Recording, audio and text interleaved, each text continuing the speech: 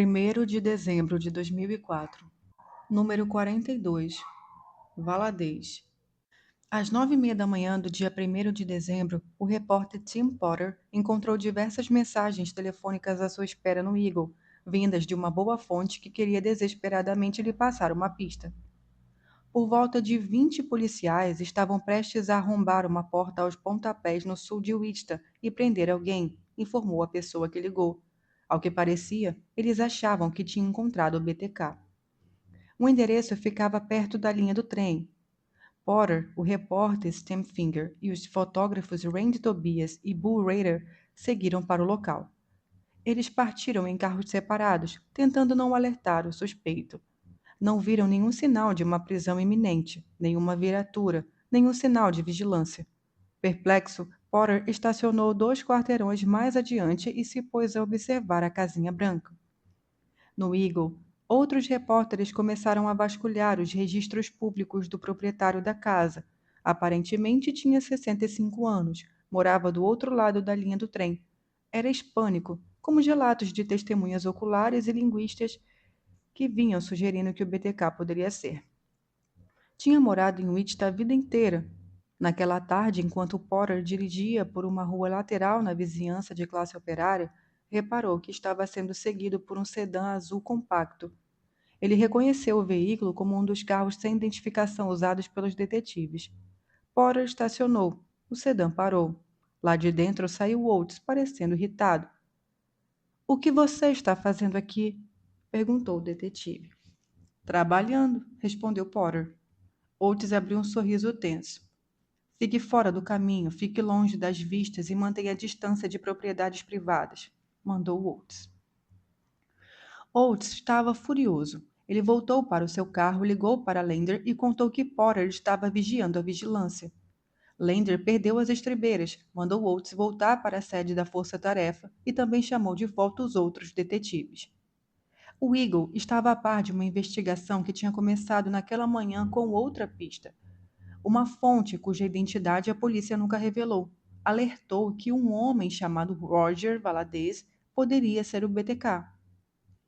Quando Gould Health e Oates foram à casa dele para pedir uma amostra de DNA, perceberam uma movimentação através da janela, mas ninguém atendeu a batida da porta.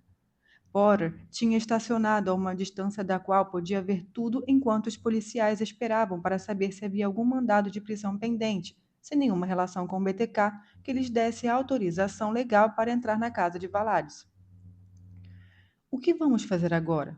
perguntaram os detetives a Lander, de volta à sede da força-tarefa no caso. Estavam praguejando contra os jornalistas, lançando uma enxurrada de imprecações. Parte disso era raiva. Os repórteres do Eagle só estavam perseguindo enquanto eles conseguiam o BTK. Parte disso era privação de sono. Estavam esgotados, caindo de cansaço. E parte disso era que realmente acreditavam que alguém poderia ser o cara. Oates se perguntou se os repórteres tinham seguido os detetives quando eles saíram do estacionamento da prefeitura. Nesse caso, estavam flertando com acusações de obstrução de justiça. "Desgraçados filhos da puta", esbravejou Lander. Potter ligou para Ellie Kelly para contar. "Fui pego. Oates me parou na rua." Isso confirmava a coisa toda. Se Oates estava lá, a questão era sobre o BTK. Mas isso também complicava as coisas. O repórter e o detetive conheciam a lei e ambos estavam apenas fazendo seus respectivos trabalhos. Os jornalistas tinham o direito de observar de seus carros, contando que não atrapalhassem a ação policial. Kelly disse que a Potter que, se um policial dissesse que ele estava obstruindo uma investigação e o mandasse embora, ele deveria se afastar e lhe telefonar na hora. Os diretores cuidariam de tudo a partir dali. Mas as coisas não chegaram a esse ponto. À medida que os dias passavam, repórteres e fotógrafos se revezavam em turnos à espera de que alguma coisa acontecesse. Ao que parecia, os policiais não iriam voltar, mas poderiam. Dana Strongin, repórter policial do turno da noite do Eagle, assumiu seu posto à medida que a vigilância se estendia tarde adentro. Depois de algumas horas, Leviana dirigiu até lá para que sua colega pudesse fazer uma pausa para o jantar. Quando Strong tentou sair do carro da partida nele, descobriu que a bateria estava descarregada. Era a colefação ligada para se manter aquecida. Leviana disse que iria fazer uma chupeta no carro, mas os dois demoraram 10 minutos para conseguir levantar o capuz dos veículos. Em seguida, se atrapalharam com os cabos, pois estava escuro. Por volta de 19h30, Leviana reparou em uma agitação na residência. Minutos depois, o flash do fotógrafo do Eagle, Travis Hain, capturou uma imagem de Valades algemado, sendo retirado da casa por dois policiais uniformizados e pelo detetive Tim Health. A polícia levou algumas sacolas e caixas para fora. O homem foi fichado na cadeia do condado de Sedgwick, com mandados de prisão com acusações de invasão de propriedade e violação do código habitual e habitacional em anos anteriores, ou seja, pequenos delitos. Depois que as coisas se acalmaram por um tempo, Strong foi até a casa. Quando o bateu, alguém deu uma espiada, mas ninguém atendeu. Então ela viu um homem com uma lanterna. "Qual é o seu nome?" perguntou. "Você é de onde?" Ela se identificou. O homem disse que era do KBI. Strong o reconheceu como Larry Thomas, um dos melhores investigadores de homicídios do departamento. Eles passariam a noite na casa, informou o policial. "Você precisa sair da propriedade." No Eagle, os repórteres ficaram os registros públicos e descobriram que o homem detido tinha 2 filhos adultos e uma ex-esposa que morava na zona oeste de Wichita. Potter foi ao endereço da ex-mulher. Disse ao jovem que atendeu a porta que o pai dele havia sido detido e que informações preliminares indicavam que a polícia talvez o considerasse um suspeito de ser o BTK. Potter escolheu as palavras com cuidado. O jovem se sentou em choque. Crianças corriam pela casa. Ele contou que tinha acabado de comemorar o aniversário do pai, que estava aposentado. Trabalhava na Coleman grande parte de sua vida. No jornal, a editora Cherry, Tim Rogers e outros tiveram uma discussão acalorada sobre o que publicar. Tratava-se de um grande furo jornalístico e a entrevista de Potter com o filho do homem era exclusiva do Eagle. Mas e se a polícia tivesse detido o homem errado? Valeria a pena se arriscar a arruinar a vida de um homem inocente ou a possibilidade de encarar um processo judicial?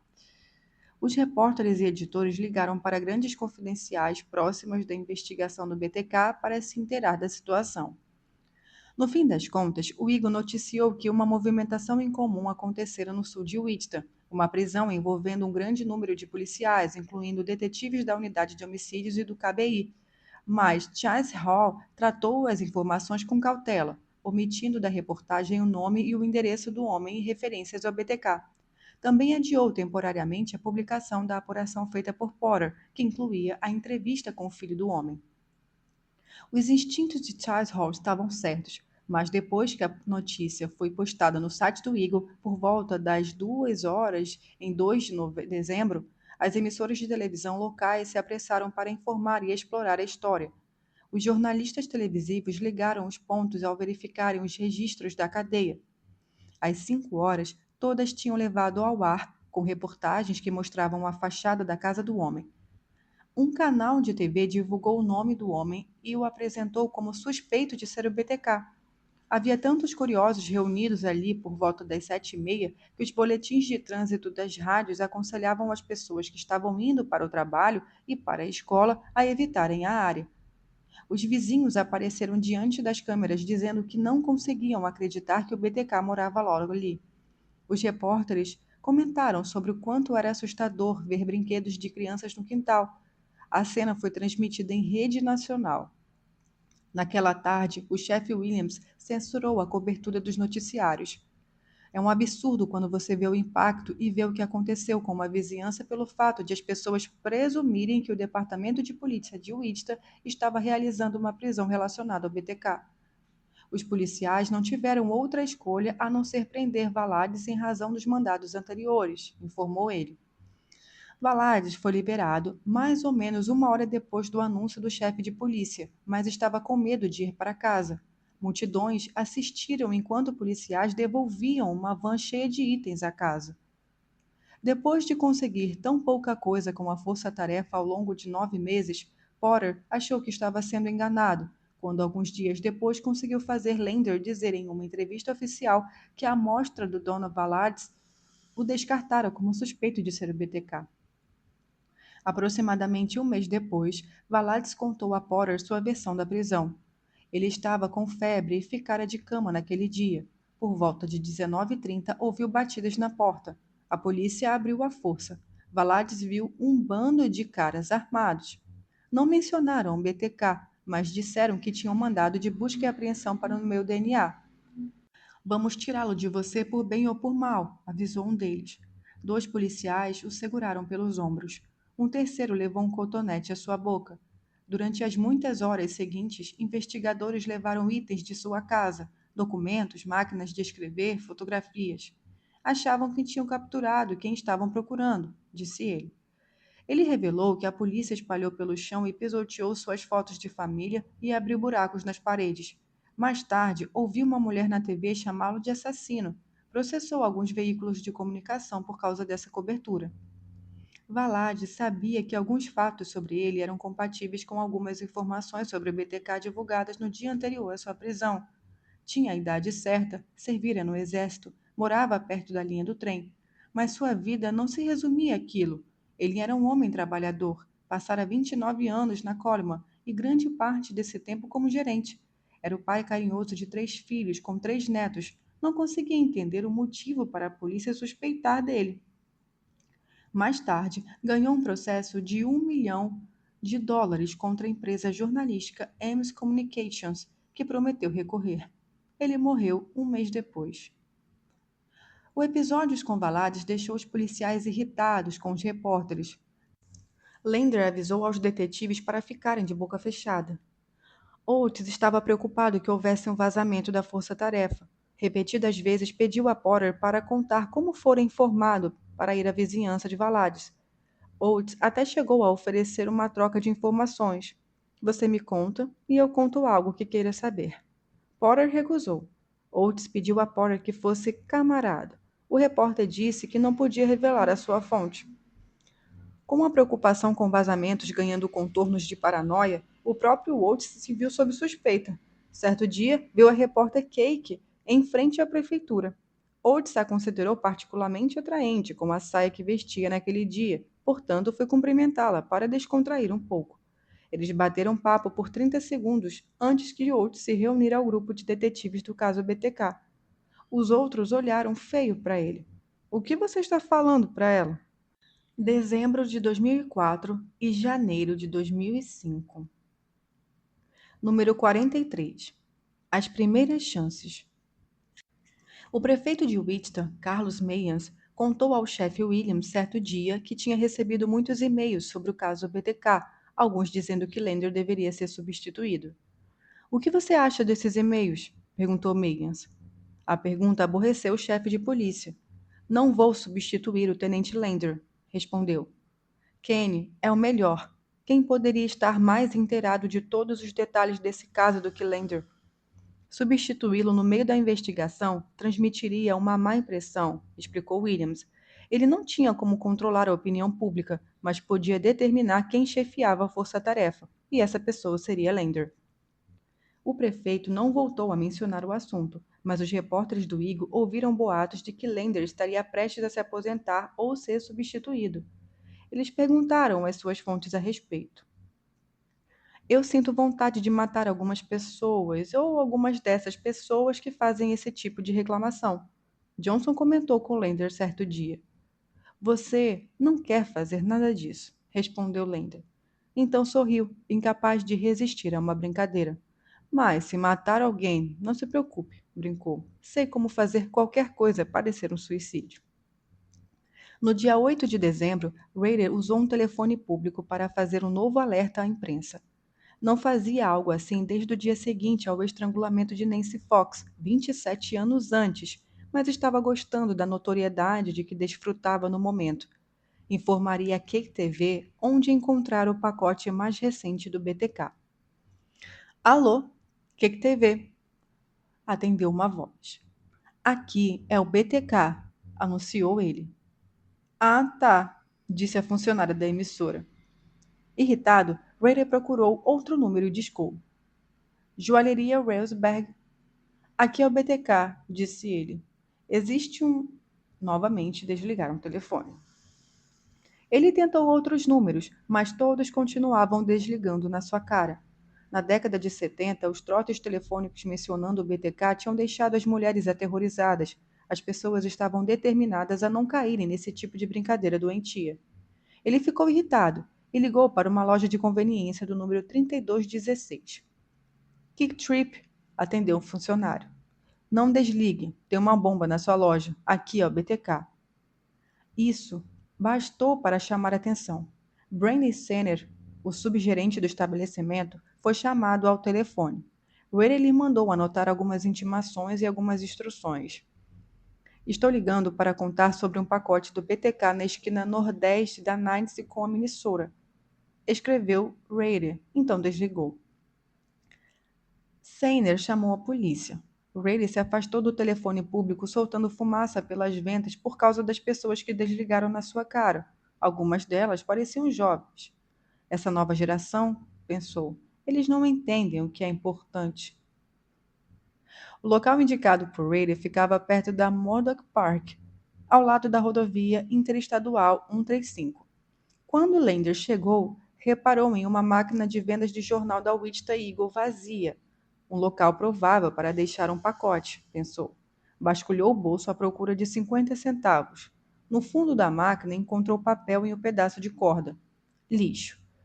Começou a caminhar pelo Murdrook Park junto com os patrulheiros. Eles olharam dentro de lixeiras, espiaram atrás de arbustos. Estavam escurecendo.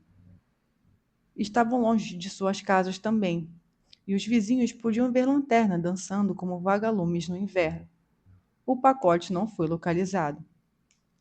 3 dias depois, o programa televisivo America Most, os mais procurados dos Estados Unidos, que combina com reportagens policiais, com reconstituições dramatizadas, transmitiu um segmento sobre o BTK filmado em Wichita. Os produtores da atração tentaram se aproximar da força-tarefa.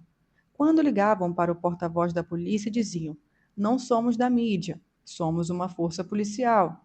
Johnson respondia: "Não, vocês são da mídia sim," em tom resoluto.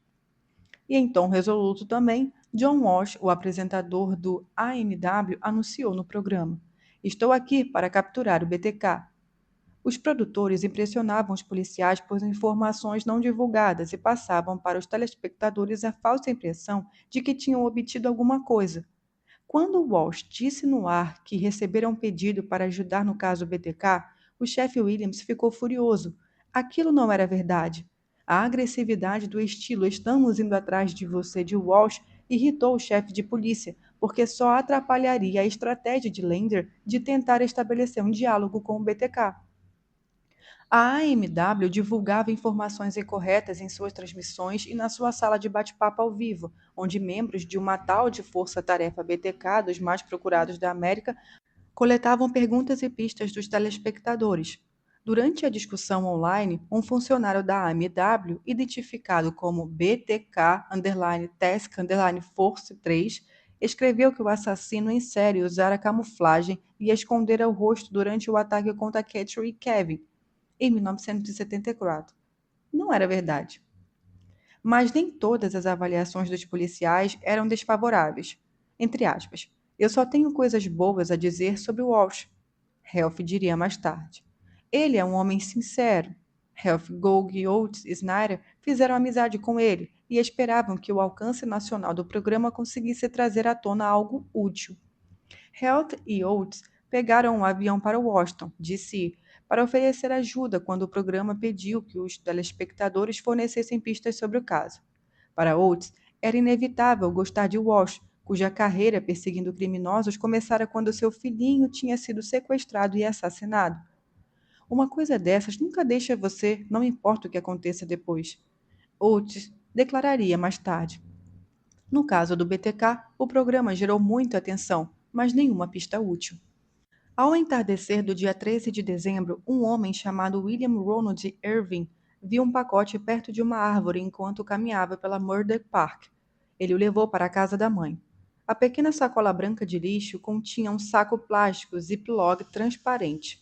Dentro havia uma boneca com as mãos amarradas atrás das costas, diversas folhas de papel presas à boneca com elásticos e a carteira de motorista de Nancy Fox, assassinada 27 anos antes. A mãe de Irving reconheceu o nome, olhou para a televisão e viu o número do disque denúncia no noticiário. Depois que um cinegrafista chegou à casa e gravou um vídeo do pacote em cima do tapete, a Cake chamou a polícia. Sob ordens de Lander, um policial entrou, pegou o material e se retirou. A emissora de TV não conseguiu uma filmagem disso. A aparência imaculada da carteira de motorista de Nancy chamou a atenção de Lander. O BTK cuidara bem dela. Tinha feito apenas um furinho em uma das bordas para que pudesse amarrá-la nos tornozelos da boneca com um fio de branco.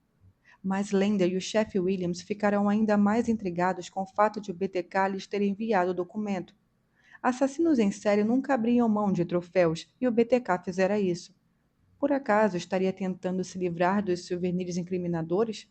Poderia estar morrendo e usando seus troféus para se divertir pela última vez? Talvez achasse que os policiais estavam chegando perto, sugeriu Williams. Talvez estivesse descartando provas. O BTK tinha desenhado pelos públicos na boneca seminua e enrolado uma meia calça em volta do pescoço.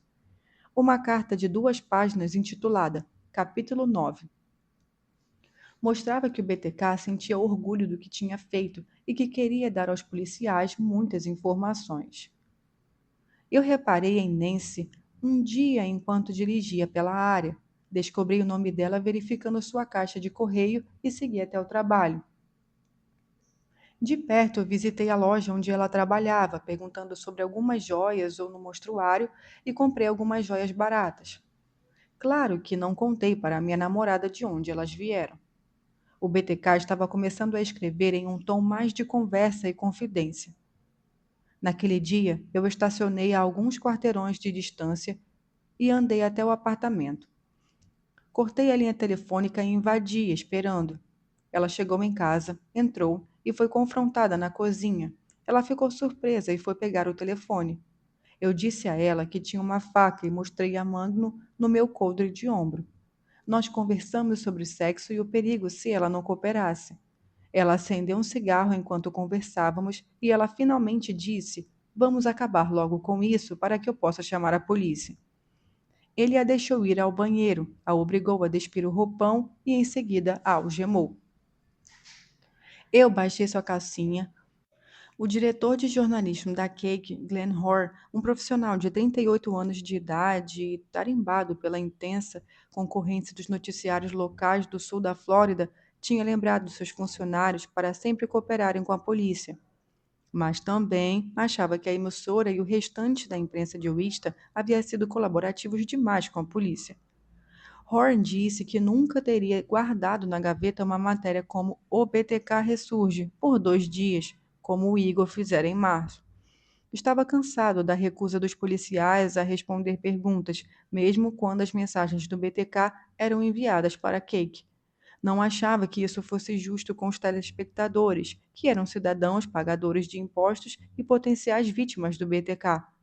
Não achava que fosse possível pedir demais, obter respostas a algumas perguntas e um vídeo dos policiais fazendo alguma coisa, como, por exemplo, abrindo um pacote do BTK. Nunca devemos interferir com uma investigação, pensava ele, mas também nunca devemos ser ingênuos. Diversos pontos de entrega do BTK ficaram perto da I-135 e ele estava avançando para o norte. Lander se perguntava se a polícia deveria instalar câmeras em postes na interestadual para que o investigador pudesse verificar as placas dos veículos que passassem nos dias em que o BTK fizesse suas entregas. Eles conversaram a respeito, mas isso simplesmente não seria viável. Milhares de motoristas usavam a IT-135 todos os dias. Eles não conseguiriam imagens claras. Alguns carros apareceriam nas imagens escondidos por outros veículos enquanto passava a 100 por hora. Em vez disso, eles decidiram tentar persuadir o BTK a correr mais riscos. No dia 4 de janeiro, Wichita foi atingida por uma das mais destrutivas tempestades de gelo de sua história. A chuva caía pesada e congelava depressa dos galhos das árvores, que começavam a quebrar e derrubar redes de alta tensão. As copas das árvores desmoronando soaram como disparos de canhão durante horas. No dia seguinte, enquanto milhares de cidadãos de Wichita sem eletricidade lotavam os motéis locais e a redação do Eagle se mobilizava para cobrir a tempestade, Lander fez outro anúncio público. A investigação revelou que um colar que pertencia a Nancy Fox não pôde ser encontrado depois de seu assassinato. O colar em questão é descrito como uma corrente de ouro com duas pérolas engatadas na vertical. A polícia acredita que o BTK pode ter dado o colar para a mulher que estava namorando na época. Ele pediu que qualquer um que acredite ter visto este colar ou ganhado um colar parecido de presente em dezembro de 77 ou nos primeiros meses de 78, por favor, ligue para o Disque Denúncia do BTK. A polícia divulgou uma foto de Nancy usando o colar. A expectativa era que alguém o reconhecesse. Eles também esperavam que o discurso de Lander fosse influenciar o BTK a se comunicar de novo. E foi isso que aconteceu.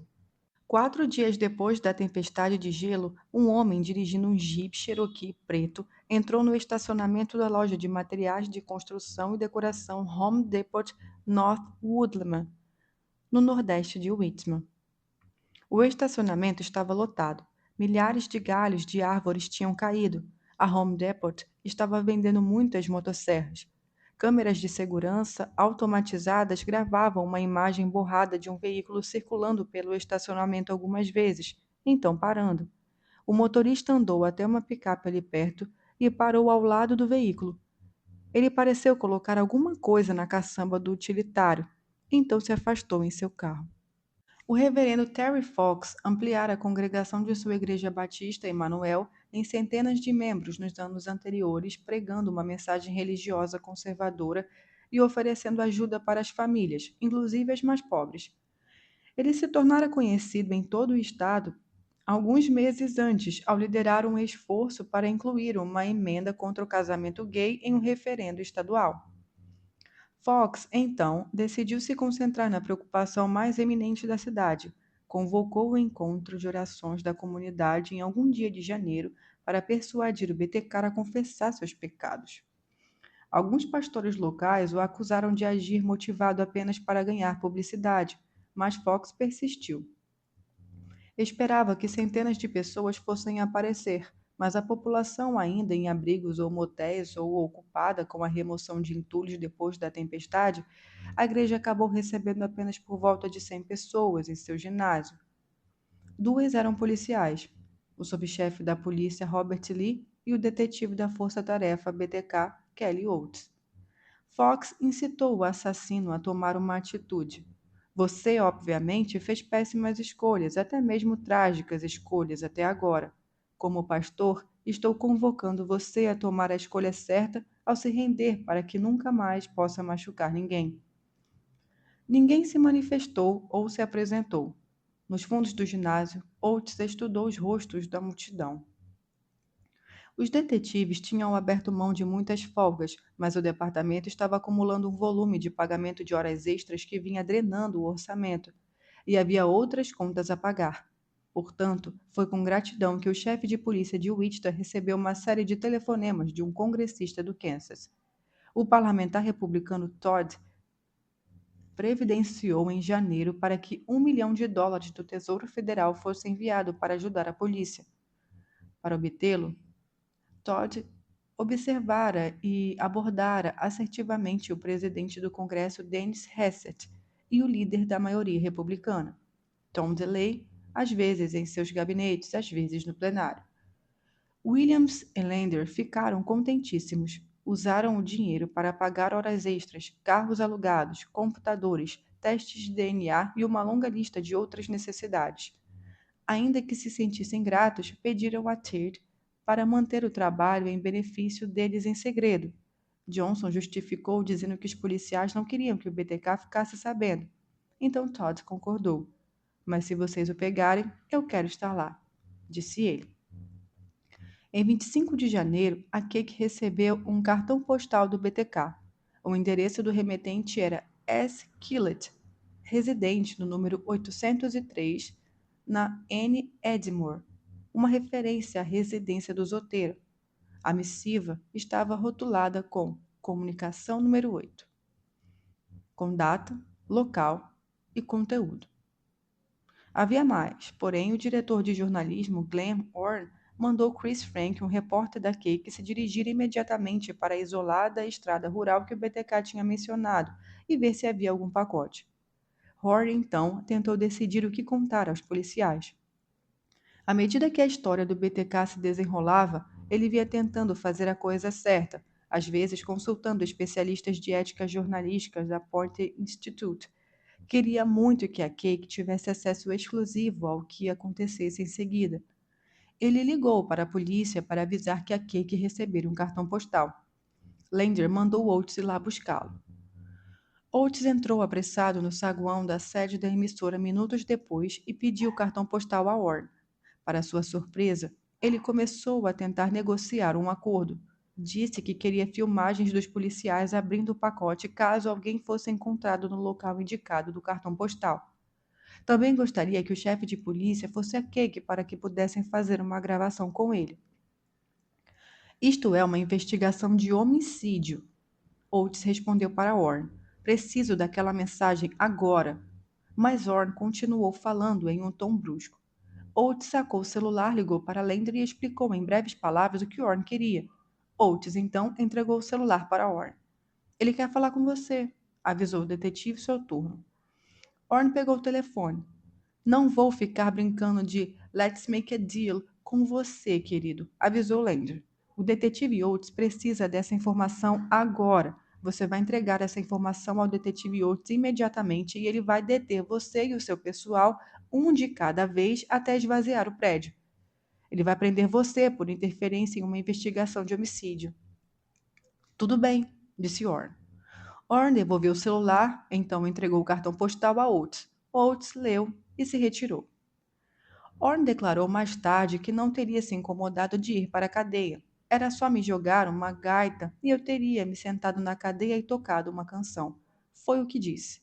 Ele se perguntou se havia exagerado na insistência com Oates. Por outro lado, ser legal não nos tinha levado a lugar nenhum, e eu estava cansado daquilo.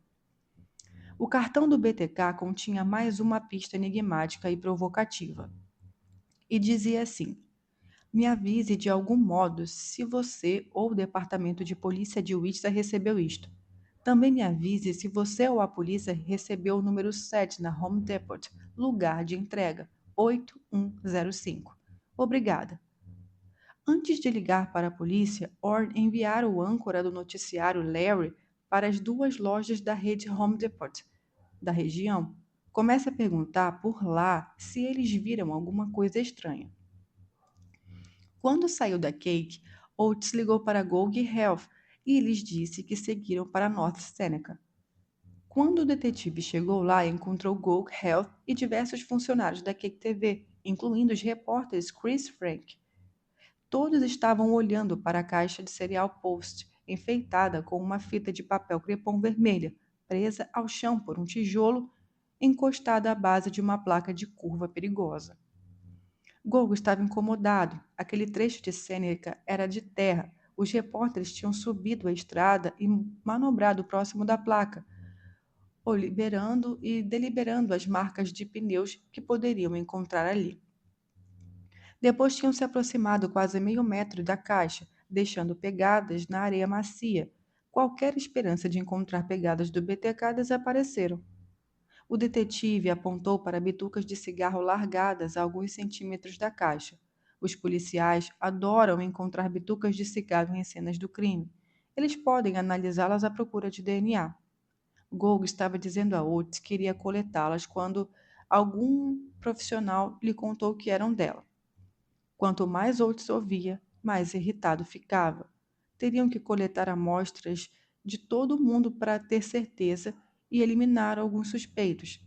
Talvez eles devessem abrir uma exceção no caso dela e obter um DNA com uma agulha e uma seringa. Eu quero sangue, pensou Oates. Oates olhou ao redor. Eles estavam em uma zona rural no norte de Wichita. Por que o BTK colocou esse negócio aqui? Ocorreu-lhe que estavam em uma certa distância a pé do Park City, a cidade natal de Dolores Davis e Maureen Edge, duas mulheres estranguladas com suas linhas telefônicas cortadas. Lander chegou alguns minutos depois, acompanhado do perito laboratorial da polícia, Patrick. O tenente ainda estava agitado por causa da conversa com Horn. Pensou em perguntar para a promotora Nola se a Cake estava cometendo o crime de obstrução de justiça. Lander ficou ainda mais irritado quando os detetives lhe mostraram as bitucas de cigarro e as pegadas. Lander lançou um olhar para os repórteres da Cake. Eles abriram a caixa? Perguntou. Disseram que não, mas quem é que sabe, não é mesmo? Respondeu um detetive. Chris, você encostou na caixa? Indagou Lander em seu costumeiro tom cordial. Nenhum deles tinha posto as mãos nela, mas Chris Frank, sabendo que Lander tinha uma veia cômica, fez uma piadinha. Fiquei tentado a fazer isso, mas não tinha nenhum leite para colocar no cereal. Bom, Chris, disse Lander em um tom calmo. Se você tivesse encostado na caixa, eu teria me certificado para que Nola lhe levasse todo o leite de que você precisasse na cadeia. Frank sorriu. Ele achou que Lander estava brincando. Lander caminhou de volta até os detetives. Se encontrarmos qualquer indicação de que eles a abriram, vai ter um bando de jornalistas indo para a cadeia hoje, disse. Oates lhe mostrou o cartão postal. Lander mandou Gold Health para conferirem as filiais da Home Depot. Quando chegaram à loja North Woodman, viram que uma van da Cake já estava lá. Então o repórter estava lá dentro, interrogando as pessoas antes dos detetives. É por isso que não gostamos da imprensa, pensou Gould. Dentro da caixa de cereal, os detetives encontraram o show de horrores de costume. Um bilhete, lista de acrômenos do BTK e outra boneca, esta com uma mordaça na boca e fios prendendo os pulsos, a cintura, os joelhos e os tornozelos.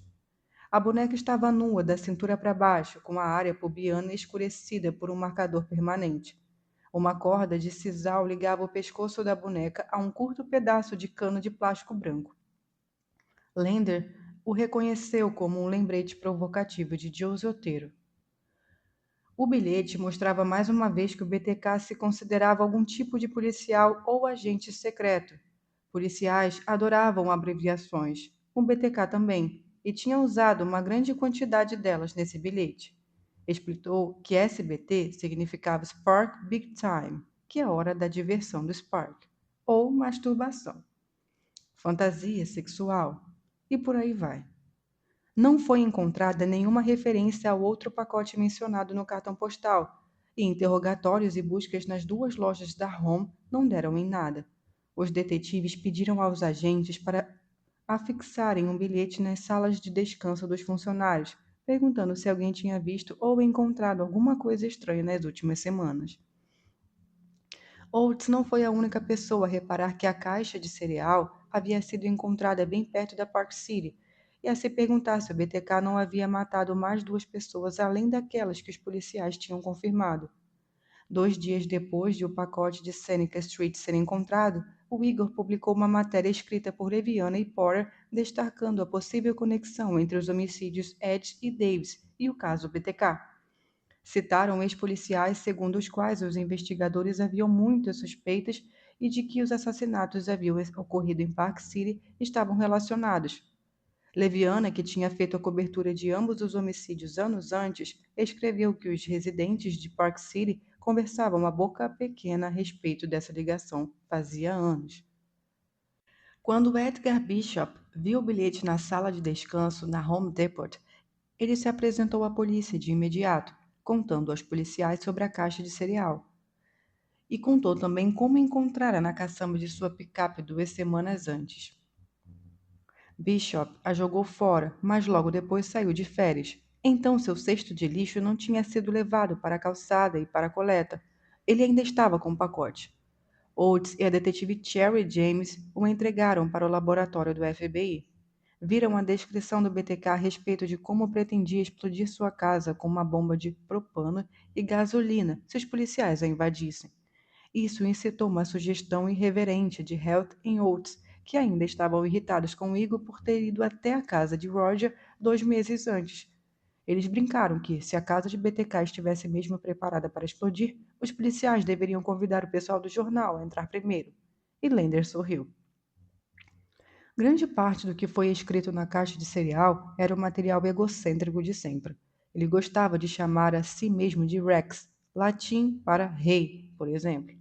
Mas o bilhete rotulado de comunicação era intrigante. Será que posso me comunicar com um disquete e não ser rastreado a um computador? Seja honesto. Sob a seção miscelânea 494, Rex vai ficar tudo bem? Publique-o por alguns dias caso eu seja ou esteja fora da cidade, etc. Vou experimentar um disquete para que um teste em algum momento no futuro próximo, fevereiro ou março. Ele estava falando sério? Oates achava que aquilo era mais do mesmo papo furado do BTK. Gould, Snyder e Heath concordaram. O BTK achava mesmo que podia se comunicar com um disquete e não deixar um rastro? Era burro bastante para pensar que os policiais iriam ser honestos a respeito de um disquete ser rastreável ou não. Claro que um disquete era rastreável. Ele só está brincando com a gente, comentou Oates. Talvez, disse Lender, mas vamos desafiá-los mesmo assim. Ele se preparou para publicar um anúncio pessoal na seção de miscelânea das classificadas do Eagle. Seja honesto, escrever o BTK. Quando era um jovem policial, Lender trabalhava à paisana, deixando o cabelo crescer até os ombros, vestindo-se de maneira desleixada, fingindo vender produtos roubados. Foi assim que aprendera que não era bom nisso, porque não sabia mentir. Não que fosse o contrário à ideia de mentir para criminosos, só não era bom nisso. Mas, se o BTK estivesse mesmo pedindo conselhos sobre um disquete ser rastreável ou não, Lender pretendia mentir da melhor maneira que conseguisse. Ele enviou a detetive Cherry James ao Eagle. James contou ao funcionário dos classificados que seu nome era Cindy Johnson. Deu um número de telefone falso e contou que precisava publicar um anúncio por 7 dias consecutivos, começando logo no dia seguinte. O funcionário lhe cobrou uma taxa de $73,35. O anúncio começou do modo como o BTK instruía. Rex, vai ficar tudo bem. Os detetives se espalharam por toda a cidade, verificando códigos de barra e visitando lojas de variedades de Red Dollar General para tentar descobrir onde o BTK havia comprado o cereal e as bonecas. Enquanto isso, a coleta de amostras continuava. O código da caixa de cereal deixado na home revelou que ela veio de um mercado liquor com a North Broadway em Park City, logo ao norte de Wichita, perto da Interestadual 135. O pai de Tim Potter foi o fuzileiro naval que sobrevivera a combates na guarda local, entre várias linhas do Pacífico durante a Segunda Guerra Mundial também. Potter aprendeu que com paciência conseguia encorajar o pai e convencê-lo a falar sobre a brutalidade da guerra e também sobre os momentos de humanidade que podiam ser encontrados durante um conflito. Como repórter, Potter fez da escrita sobre traumas sua super especialidade. Quando assassinatos aconteciam, ele procurava os familiares sobreviventes para conversar. Ao contrário da maioria dos repórteres policiais, Potter raramente falava palavrões e nunca contava piadas macabras. Escrevia com discernimento sobre tragédias, usando as entrevistas com sobreviventes para criar pequenos retratos dos falecidos. Com frequência ficava surpreso com a disposição dos sobreviventes para falar. Parecia ser uma forma de terapia para eles. Com os policiais se abstendo de fazer comentários sobre o BTK, Potter encontrara outras maneiras de escrever sobre o caso em meio ao desenrolar das mais recentes notícias. Tentou, durante meses, conseguir uma entrevista com a proprietária da antiga casa do Zoteiro. Certo dia, ela ligou desesperada para o repórter. 3 dias depois do pacote da Seneca Street ser encontrado, o Eagle publicou uma matéria sobre ela. A mãe dela se chamava Buff e morava com o marido na esquina da Murder com a Edmore. Em volta da casinha tinham plantado íris, rosas, narcisos e lírios do vale. Potter foi o primeiro repórter que ela recebeu. Tinha desligado na cara do America Most Wanted 5 vezes até, afinal, deixar que filmassem seus segmentos e fossem embora. Crianças costumavam ir até a porta dos fundos espiar pelo vidro, mesmo antes de o BTK ser reaparecido no ano anterior. As pessoas estacionavam na frente da casa e ficavam observando. Imagens da sua residência eram publicadas na internet. Ela estava cansada de ver estranhos sempre por perto. É assustador, comentou Potter. Ela e o marido tinham comprado a casa anos antes sem saberem que fora o local do assassinato. Só queriam ser deixados em paz. Potter se sentiu como um abutre ao fazer esse trabalho. Ficou em pé na cozinha onde o BTK tinha encontrado a família. Insistira que era necessário ver o porão onde Josie Otero tinha morrido. Quando perguntou a ela se podia descer até lá, ela respondeu que não. O estacionamento da Home Depot na North Woodman contava com 3 câmeras de segurança. Lander, seus detetives e os agentes do FBI estudaram as fitas até descobrirem qual picape do movimento estacionamento pertencia ao funcionário de Gar Bishop. Enquanto assistiam às fitas do dia 8 de janeiro, viram uma série de imagens que juntaram em sequência para formarem uma narrativa. A princípio, era tudo um borrão, centenas de veículos entrando e saindo. Mas então eles reparam em algo interessante. Um veículo circulou pelo estacionamento diversas vezes. Às 14h37, um homem saiu desse veículo, se aproximou da picape de Bishop e deu a volta nela. Parecia que estava anotando a placa de Bishop. Então, pareceu colocar algo na picape e se afastar. Eles rebobinaram a fita, avançaram, rebobinaram e avançaram novamente. Rastrearam a volta do homem ao próprio veículo, rebobinaram, avançaram, rebobinaram e avançaram novamente. Não conseguiam identificar que tipo de veículo ele dirigia. Melhoraram a qualidade do vídeo. Analisaram a curvatura do capô, a inclinação do para-brisa, a distância entre os eixos. O BTK dirigia um Jeep Cherokee escuro. Os detetives correram para os computadores e checaram registros de veículos motorizados. Quantos jipes Cherokee escuros havia na área de Wichita? Apenas 2.500. Com alguns toques no teclado do computador, os detetives de Lander tinham encurtado drasticamente a lista de suspeitos. E no vídeo, pela primeira vez, tiveram um vislumbre do BTK.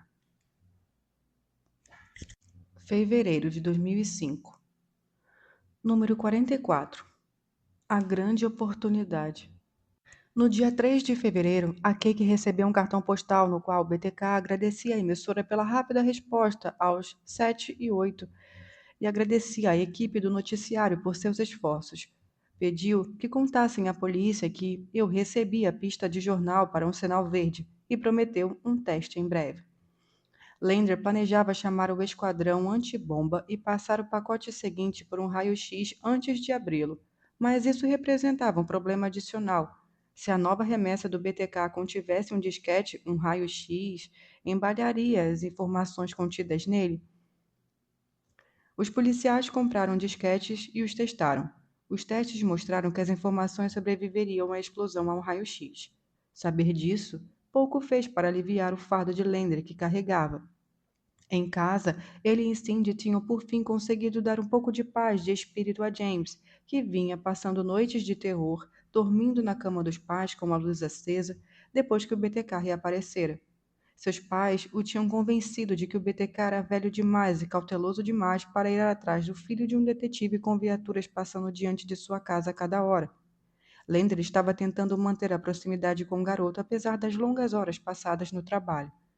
O tenente ainda estava perdendo peso, ou pelo menos era essa a impressão do chefe de polícia. Seus homens achavam que o cabelo de Lander tinha ficado muito mais grisalho. A nova caçada já durava 10 meses. Lander estava cansado.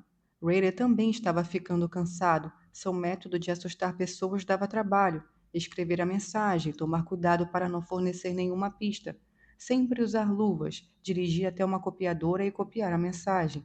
Então se deslocar até inúmeros outros locais e voltar a copiá-la. Fazer diversas cópias e aparar as bordas do papel tornava difícil para os policiais descobrirem quais máquinas eram usadas. Ele estava cansado de ficar dirigindo por aí. Tinha um emprego e ainda estava perseguindo mulheres. Isso demandava tempo e esforço. Estava pensando em otimizar suas tarefas, por isso a ideia do disquete de computador. Rader usou um computador do trabalho, mas não era muito familiarizado com a informática. Por cautela, vinha fazendo discretamente perguntas a respeito, inclusive para Lander. Achava que a polícia não poderia rastrear um disquete. Ele se divertia em jogar com Lander, sabia que o tenente estava falando com ele e gostava disso. Na grandiosa e magnífica partida que disputavam, eles colocavam todas as suas cartas na mesa, e o cara mal sempre vencia. Raider queria que isso continuasse para sempre e suspeitava que Lander também. Durante um longo tempo, a mãe solteira Kimberly vivera com medo do fiscal da prefeitura de Park City, Dennis Rader. Ela se mudava para Park City em 1 ano e meio antes e logo reparou que uma picape vermelha com vidros escurecidos.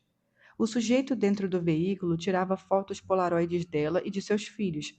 Ela achava que poderia estar sendo espionada, assim como Michelle, a amiga com quem dividia a casa. Michelle acionou a polícia de Park City, mas quando os policiais chegaram, agiram como se soubessem quem era o sujeito e como se o fato não tivesse nenhuma importância. Kimberly não conseguiu atender àquela atitude. Pouco depois, de fato conheceu o sujeito. Ele estava dirigindo uma picape branca da prefeitura e disse que era o fiscal da prefeitura de Park City. Em seguida, deu-lhe um sermão sobre pertences que deixara do lado de fora da garagem. Ao longo dos meses seguintes, Rader entregou a Kimberly autuações e advertências. Às vezes, enfiava a cabeça para dentro da janela da sua cozinha e olhava ao redor. Costumava fazer perguntas sobre ela para os seus filhos. Depois que ela fez uma reclamação junto aos membros do Conselho Administrativo de Park City, o fiscal passou a ir à sua casa com mais frequência. Alegava que um Firebird 95 que ela deixara estacionado no quintal estava abandonado. Kimberly ficava mais agitada cada vez que ele a abordava. Continuava achando-o sinistro, mesmo depois de ele ter sido gentil e cuidadoso com seus filhos. No início de 2005, os filhos de Kimberly, Comer Kelsey, de 11 anos, e Jordan, de 9, estavam brincando em um parque. Um grande cachorro preto começou a latir e a persegui-los. Kimberly estava em casa, a 2 quarteirões de distância. Raider, passando de carro, viu o cão perseguindo as crianças, correu para o parque, pegou as crianças nos braços e as colocou em sua picape. O fiscal as levou para casa e lhes deu um distintivo adesivo e seu cartão de visitas. Ele era legal, disseram as crianças. Mas então começou a atormentar Comer de novo sobre o veículo do fórum de Park City. Algumas semanas depois, Kimberly foi dirigindo até o prédio da prefeitura. Disse ao Raider que seu automóvel abandonado estava estacionado do lado de fora. Raider se recusou a ir lá fora olhar. Em vez disso, colocou a mão no ombro dela e lhe disse para transmitir sua queixa na audiência seguinte. Ela se retirou irritada. Ele se afastou sem demonstrar o menor sinal de incômodo. Raider andava com a cabeça cheia, vinha escrevendo bastante nos últimos tempos. Em um intervalo de alguns dias depois de enviar a mensagem à polícia ameaçando explodi-los em seu covil, Rader aceitara o cargo de presidente da congregação da Igreja Luterana de Cristo, no nordeste de Wichita. O membro da igreja que lhe ofereceu a posição, Monty Davis, editor assistente de fotografias do Eagle, admirava Rader porque ele era trabalhador e confiável. No dia 16 de fevereiro, uma recepcionista da Kansas TV, uma afiliada da Fox, encontrou um envelope de plástico bolha na correspondência, decorado com 7 selos da bandeira norte-americana de 37 centavos. P.J. Fox era o nome do remetente. Pouco tempo depois, os funcionários da televisão chamaram a polícia. Uma equipe da QWCH-TV, que produzia o noticiário local da Fox, fez uma gravação do conteúdo. Uma corrente de ouro e um pingente e 3 fichas pautadas, uma das quais instruindo aos policiais como poderiam voltar a entrar em contato com o BTK por meio de outro anúncio no jornal. Havia também um disquete roxo. Gold e Oates adentraram a emissora minutos depois, viram as coisas espalhadas em cima de uma mesa e se mostraram impacientes para pegar os itens e ir embora. Um disquete, seria verdade? Oates começou a interrogar a recepcionista enquanto Gogo conversava com os diretores da emissora, falando com educação, mas de um modo bem direto. Não divulguem nenhuma das gravações que fizeram aqui e liguem para o detetive Ken Lander antes de fazerem qualquer outra coisa. Não divulguem nem digam nada sobre o disquete. Eles concordaram. Gogo não queria que os telespectadores soubessem que a polícia estava trocando mensagens com o BTK por meio de anúncios do jornal e não queria que a notícia de que havia um disquete do BTK em posse dos detetives se espalhasse. Se a KWCH e Kansas transmitissem essas informações, a investigação estaria comprometida. Os repórteres entrevistariam especialistas em computadores e o BTK descobriria que os disquetes são fáceis de rastrear. Os dois investigadores juntaram os itens e foram embora. Gould estava ao volante. Oates pegou o celular. Mande o Randy Stone ficar pronto, disse Oates a Lander. Temos um disquete no pacote. Stone era o mago da informática da Força Tarefa. A viagem de volta a Epic Center, onde a Força Tarefa estava baseada àquela altura, levou apenas alguns minutos, ainda que tenha parecido mais longa. Oates, conversando com Gould, ainda se mostrava cético. É provável que ele tenha formatado deliberadamente o disquete no computador público que usou, então nós vamos aparecer e revirar o lugar de cima a baixo, enquanto ele fica de longe só observando. Gould dormiu até o Epic Center o mais rápido que a lei permitia. Quando ele e Oates chegaram lá, entraram no escritório do terceiro andar onde a força-tarefa se reunia e entregaram o disquete a Stone. Gould acreditava que o disquete poderia fornecer uma pista insignificante e que ainda precisaria ser compatível com o nome de alguém que dirigia um Jeep Cherokee escuro. Imagina que isso exigiria muito esforço e também muito tempo. Stone inseriu o disquete em seu computador, com Lander, Help, Gould, Oates, Snyder, Sherry James e o agente do FBI John parados atrás dele. Kim Carter e Kevin O'Connor, do gabinete da promotoria, também estavam lá. Todos tinham aprendido a conter a animação até que a prova se revelasse sólida. Gould estava sério e achava que seriam necessários dias para resolverem aquilo. Stone não demorou a abrir o arquivo, a mensagem que o BTK tinha escrito para eles. Isto é um teste. Veja a ficha 3x5 para detalhes sobre como se comunicar comigo pelo jornal.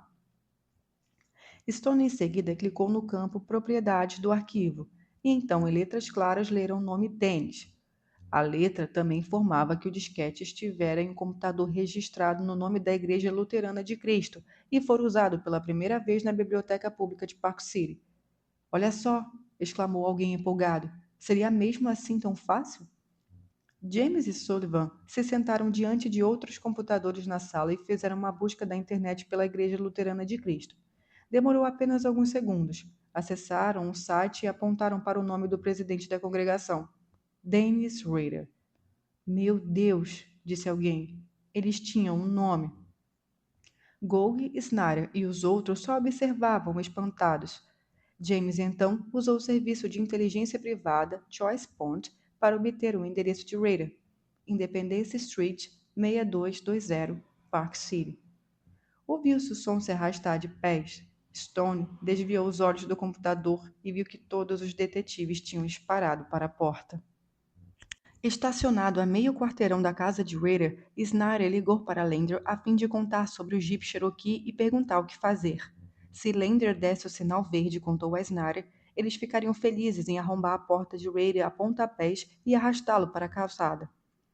Ele conjecturou, enquanto falava, que os quatro ficariam vigiando a casa e esperariam a chegada de reforços para fazer um cerco à casa antes de entrarem. Mas achava que não deveriam esperar muito tempo. E se o BTK recebesse alguma indicação de que eles estavam de olho nele? O BTK poderia se matar ou queimar as provas, caso ainda as tivesse. E se houvesse um vazamento para a imprensa agora, como o negócio ia seguir? Lander ouvia com atenção enquanto Snyder lhe contava sobre o Cherokee. Já ligo de volta, disse Lander e desligou. Oates e Gould estacionaram em uma ponta da rua de Rader, Health e Snyder na outra. Eles esperaram e observavam. O tempo havia voado. A ligação do Kansas chegara pela manhã. Àquela altura já era mais de meio-dia. Cherry James voltou a ligar. Ela encontraram uma Cherokee no fim das contas, registrado no nome de Brian Rader, filho de Dennis. Eles se perguntaram se Rader estava em casa ou se tinha uma câmera de segurança ou se a casa estava armada para explodir com tanques de propano e gasolina. É ele, com certeza, Snyder comentou com Ralph. O BTK não faz ideia de que nós vimos a fita da Holmes Depot e que nós sabemos que ele tem um Jeep Cherokee. Então não tem como ter conseguido armar para cima de outra pessoa planejando e plantando o Cherokee nessa casa. É ele, com certeza. Ralph concordava. Em breve estaria tudo acabado. Mas quando Lender ligou de volta, o que ele falou foi uma surpresa para tudo. Vamos fazer vocês de volta e planejar esse negócio direito, comunicou. Não vamos fazer isso agora. Snyder e Ralph ficaram incrédulos. Eles estavam com o BTK nas mãos, depois de 31 anos. Estava a apenas alguns metros de distância, mas Lander mandou que voltassem para a base. Vindos do sul, carros sem identificação pegaram as rampas da saída da Interestadual 135 e entraram em Park City.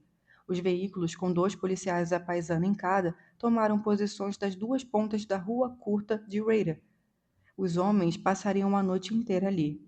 Lander recomendara cuidado. Park City tinha apenas 7.000 habitantes. As pessoas em cidades pequenas detectavam a presença de estranhos com facilidade. Os detetives dirigiram de volta a Wista. No caminho, à medida que a adrenalina ia diminuindo, Snyder discutiu o caso com Ralph. Decidiram que, depois de 3 décadas, não valia a pena se apressar e arriscar entrar e estragar a prisão ou o processo judicial. Lander estava tomando a decisão certa.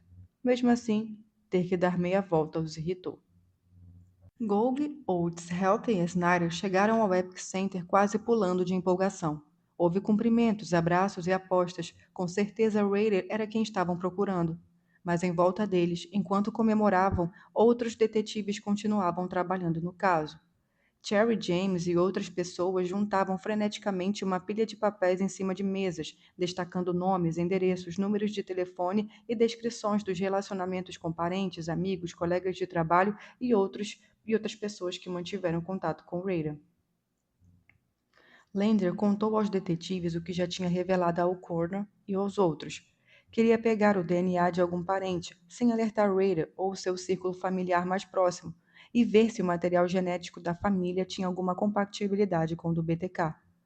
Isso não foi nenhuma surpresa para os detetives. Lander já usara essa técnica antes em outros crimes com outros homens e outras famílias. James descobriu por meio dos registros públicos que Raider tinha uma filha chamada Carrie. Lander disse que iriam encontrar os médicos dela, obter acesso a prontuários médicos e conseguir uma intimação para a obtenção em sigilo de uma amostra de algum antigo exame de Papa Nicolau. Uma busca no caso e no banco de dados mostrou que Carrie Raider estudava na Universidade Estadual do Kansas, em Manhattan, 2 horas e meia a nordeste de Wichita. Ray Lander era formado pelo K-State, como era conhecida a universidade, e servira como agente da lei no condado de Riley, no qual a cidade faz parte. Ele reconheceu um dos endereços de Carrie, um alojamento para estudantes. Land encontrava e acreditava que ela poderia ter feito consultas e exames no centro médico estudantil e se referiu para lá o mais rápido que pôde. Land tentou dormir um pouco naquela noite, apesar da empolgação pelo que tinha visto e pelo que vinha pela frente. Precisava montar um enorme plano de prisão, mas também se mostrar diante das câmeras uma última vez e falar com o BTK sem alertá-lo de nada ou assustá-lo. O plano de Lander para obter o DNA da filha desencadeou outro debate intenso no gabinete da promotoria. O'Connor se mostrou completamente a favor de permitir que a polícia obtivesse o DNA em sigilo, mas Falston, sua chefe, questionou se isso não violava os direitos de privacidade de Carrie. A jovem não tinha feito nada de errado, até onde sabiam. Embora a obtenção de seu DNA em segredo não fosse legal, argumentou Falston, tratava-se de uma questão pessoal e potencialmente embaraçosa para Carrie, além de um recurso bastante invasivo. Não existe nenhuma outra maneira de conseguir o DNA, incluindo o do próprio Raider? Perguntou Falston. Nenhuma boa maneira, respondeu a Coroner. Aquele negócio de CSI que a gente vê na TV, as coisas não funcionam assim na vida real. Não me vinha com esse papo furado, Kevin, ela retrucou. Podemos justificar isso legalmente? Me diga todos os motivos para fazermos isso, mas depois me dê todos os motivos para não fazermos. Estamos tentando capturar alguém que matou pessoas, disse O'Connor, e, considerando as evidências e circunstâncias, tenho certeza de que não deveríamos nos preocupar com alguém nos processando por violações de privacidade. Falston mais tarde se encontrou com Lander e a força-tarefa, ela concordou em dar a sua autorização. mas lamentou muito por Carrie Rader e gostaria de ter encontrado outra maneira de proceder. Às 10 horas do dia 17 de fevereiro, Lender entrou na sala da imprensa do quinto andar da prefeitura e conduziu outra entrevista coletiva. Como de costume, manteve o tom indiferente e formal e seu rosto não traía nada. Mais uma vez, falou diretamente com o BTK. A unidade de análise comportamental do FBI confirmou duas cartas como comunicações autênticas do BTK. Começou. A carta foi deixada em uma caixa da UPS na esquina das ruas Second e Kansas em outubro de 2004 e foi autenticada. Essa comunicação continha informações sobre o BTK que foram em seguida divulgadas ao público no dia 30 de novembro de 2004. O FBI pode confirmar que é uma comunicação do BTK, mas não pode confirmar a exatidão das informações que ele escreveu sobre si mesmo na carta. A outra comunicação que o FBI confirmou ser o BTK é o pacote encontrado em Murdoch Park por um residente de Wichita em dezembro. Esse pacote continha a carteira de motorista pertencente a Nancy Fox, que o BTK levou consigo na cena do crime. Comunicações recentes do BTK incluem diversas joias. Havia joias no interior da caixa do cereal, que foi deixada na Rua Street, e no pacote recebido ontem pelo Kansas Fox 24.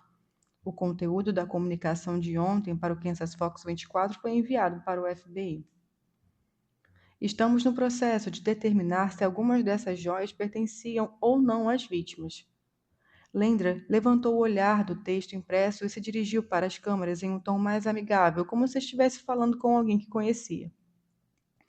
Eu disse antes que a investigação do BTK é o caso mais desafiador no qual eu já trabalhei e que seria muito interessante conversar com o BTK. Ainda afirmo que este é o nosso caso mais desafiador, mas estou muito satisfeito com o diálogo contínuo por meio dessas cartas.